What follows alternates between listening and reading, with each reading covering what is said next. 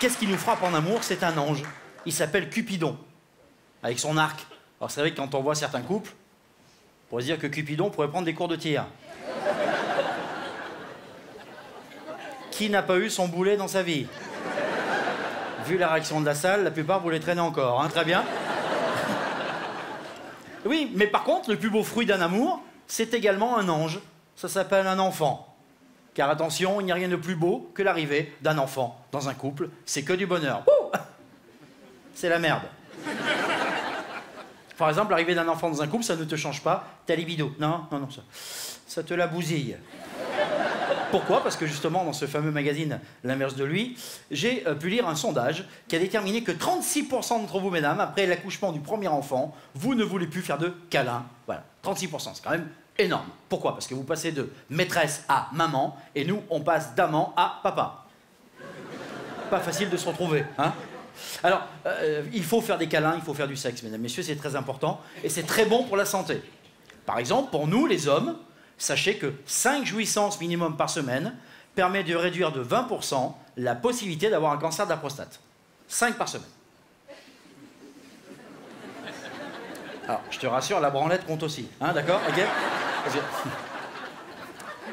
Le monsieur, il est là, il compte. Alors,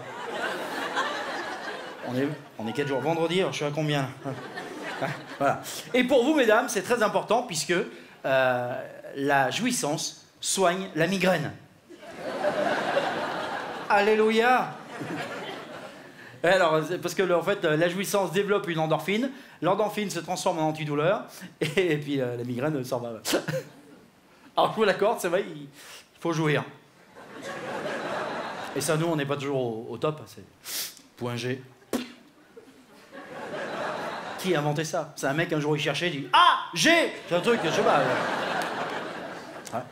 Non, alors, c'est vrai que...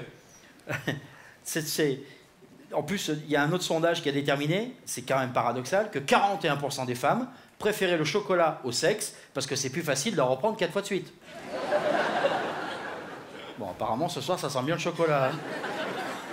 41%, c'est pratiquement 1 sur 2 qui n'est pas satisfaite correctement par son partenaire de vie et sexuel. Ce qui veut dire qu'aujourd'hui, nous avons des crises dans les couples. Il faut absolument arrêter ça. Comment arrêter une crise dans un couple? Eh bien, il faut avoir 2 éléments de base. Premier élément, le dialogue. Deuxième élément, le sexe. Un des 2 qui ne marche pas, votre couple part dans le chocolat. J'adore quand il y a un malaise. Je fais jouer ce sketch n'importe où. Tout le monde est vraiment très attentif à ce moment précis. Dialogue, sexe. Eh bien, on va parler de sexe. Alors, pas longtemps, parce que certains d'entre vous vont se dire « Ouh là là, ça va être vulgaire !» Bon, déjà, 1, je ne supporte pas la vulgarité gratuite, et de 2, non plus. Bien. Oui, celle-là, elle est naze, mais je l'aime bien.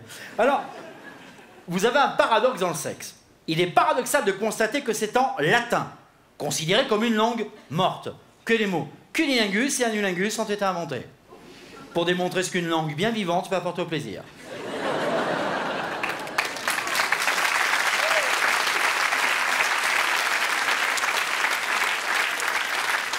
Vous vous rendez compte, mesdames, que lorsque vous pratiquez une petite gâterie, vous parlez latin couramment?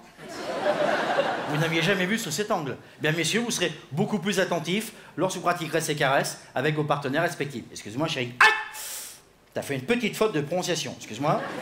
Est-ce que tu peux reprendre ta phrase? Hop, depuis le début. Alors, petit bémol malgré tout, ne jamais tenter ce genre de caresse avec une partenaire bègue.